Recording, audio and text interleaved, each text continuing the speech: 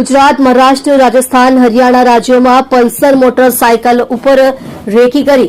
દિવસની 100 થી વધુ ઘરફોડ ચોરીઓના ગુનાઓ કરનાર આંતરરાજ્ય રીઢા આરોપીને દબોચી વણ શોધાયેલ ઘરફોડ ચોરીના કુલ 24 ગુનાઓનો ભેદ ઉકેલતી સુરત જિલ્લા એલસીબી પોલીસને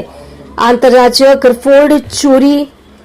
કરનાર જીમી ઉર્ફે દીપક બિપિન શર્માને પકડી પાડવામાં મોટી સફળતા મેળવી છે. ઘરફોડ આરોપી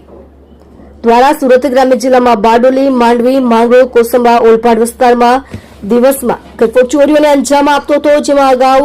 સુરત જિલ્લા પોલીસ દ્વારા આરોપીઓને મહારાષ્ટ્રના નંદુરબાર ખાતે પણ શોધ કરવામાં આવી હતી અને આરોપી પકડાયો ન હતો, જેમાં સુરત જિલ્લા એલસીબીને મળેલી પાકી બાતમીના આધારે આરોપી જીમી ઉર્ફે દીપક બિપિન શર્મા રહે નંદુરબાર મહારાષ્ટ્રનાનો પોતાની ફરજ પલ્સર મોટરસાયકલ નંબર HR36AV1129 લઈ જોખા વાવ રોડ ઉપરથી સુરત શહેર તરફ જનાર છે, જેને કાળા કલરનું હેલ્મેટ પહેરેલ છે અને ખભે મોટી બેગ લટકાવેલ છે. જે હકીકતના આધારે નાકાબંધી કરી આરોપીને મોટરસાયકલ પર લઈ પસાર થતા દબોચી લીધેલ અને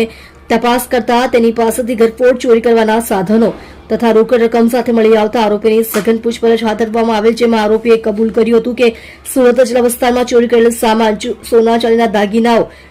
દિલ્હી તથા ગોવા ખાતે વેચાણ કરી મળેલ રોકડ રકમ ખાવા પીવા તથા ફરવામાં ખર્ચ કરી નાખેલ હોવાનું જણાવેલ, જેથી આરોપીને નામદાર કોર્ટમાંથી રિમાન્ડ મેળવી જિલ્લા એલસીબી તથા બારડોલી પોલીસની ટીમ રીઢા આરોપી જીમી ઉર્ફે દીપક બિપિન શર્માને સાથે રાખી